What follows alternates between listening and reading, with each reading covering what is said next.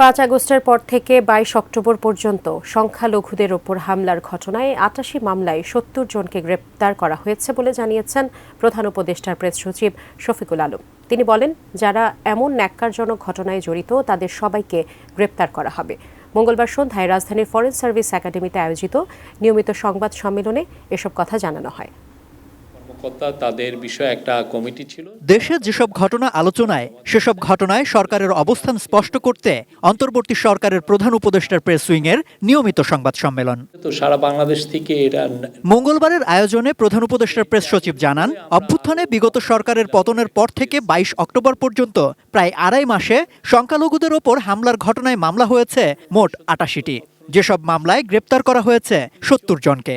তবে এর মধ্যে অনেকেই আওয়ামী লীগের পদে থাকায় হামলার শিকার হয়েছেন বলে দাবি করেন প্রেস সচিব। যারা বাংলাদেশে এই ধরনের ন্যাক্কারজনক কাজে যারা এই ভায়োলেন্সে যারা জড়িত, আমরা সবাইকে অ্যারেস্ট করব।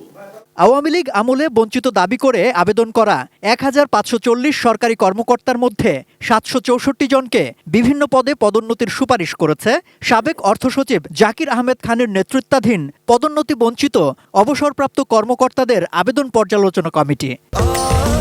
স্বাস্থ্যকর অল টাইম ফ্যামিলি কেক, সব সময় অল টাইম হেলদি লাইফ। এবং নির্ধারিত তারিখের আগেই চূড়ান্ত প্রতিবেদন প্রধান উপদেষ্টার কাছে হস্তান্তর করা হয়েছে বলে জানায় প্রেস উইং।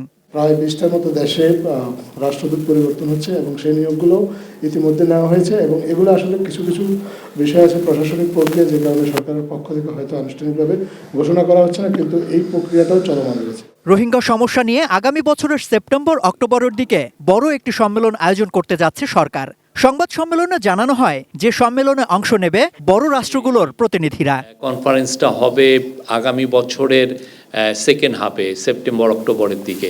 সয়াবিন তেলের দাম বাড়ানো নিয়েও কথা হয়েছে সংবাদ সম্মেলনে, যেখানে আন্তর্জাতিক বাজারে দাম বেড়ে যাওয়ায় তা সমন্বয় করা হয়েছে উল্লেখ করে দ্রব্যমূল্য নিয়ন্ত্রণে দ্রুতই প্রতিযোগিতা কমিশন হবে বলেও জানানো হয়। যেহেতু মার্কেট ঊর্ধ্বমুখী, সেই জন্য প্রাইসটাকে সেইভাবে অ্যাডজাস্ট করতে হয়।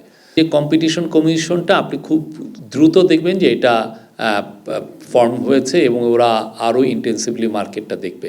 এদিকে সামাজিক যোগাযোগ মাধ্যমে নিষিদ্ধ ঘোষিত সংগঠন ছাত্রলীগের নেতাকর্মীদের ভিডিও বার্তা নিয়ে করা এক প্রশ্নের জবাবে ছাত্রলীগের নেতাকর্মীদের অপশাসনের প্রতীক আখ্যায়িত করেন প্রধান উপদেষ্টার প্রেস সচিব। গত 15 বছরের যে অপশাসনের তারা প্রতীক ছিল, এদেরকে কারা মাইলেজ দিচ্ছেন এটা তাদের ইস্যু।